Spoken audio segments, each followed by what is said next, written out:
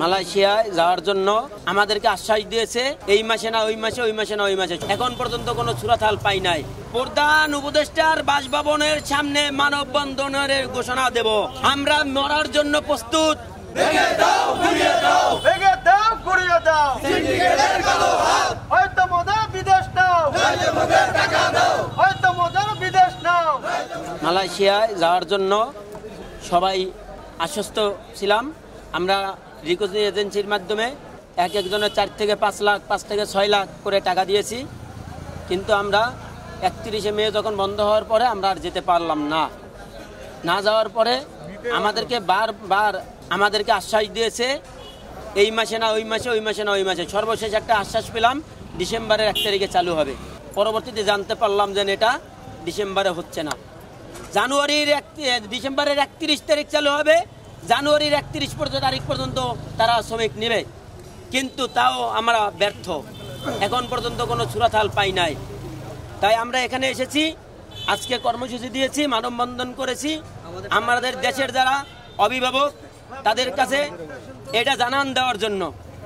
আমাদের হয়তো বিদেশ নিবে, নয়তো আমাদের যে টাকা পয়সা আছে আমাদের তা ফেরত দিবে।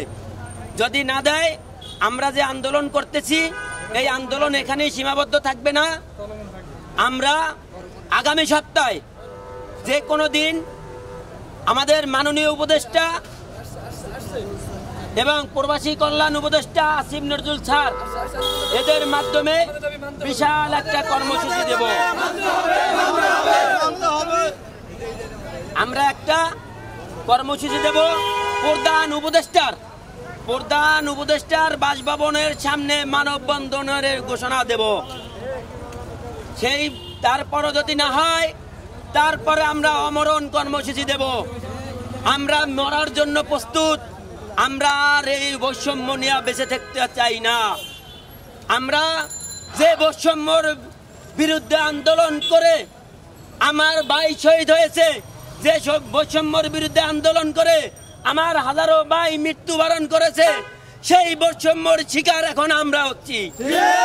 এই বৈষম্যর থেকে আমরা প্রতিদান চাই, এই বৈষম্য থেকে আমরা মুক্তি চাই।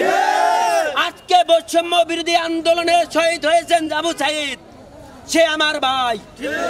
সেই বৈষম্য নিয়ে আর আমরা বেঁচে থাকতে চাই না। সেই বৈষম্য দূর করার জন্য যদি শহীদ হতে হয় আমরা শহীদের সাথে বরণ করে নেব, আমরা শহীদের সাথে মৃত্যুবরণ করে নেব।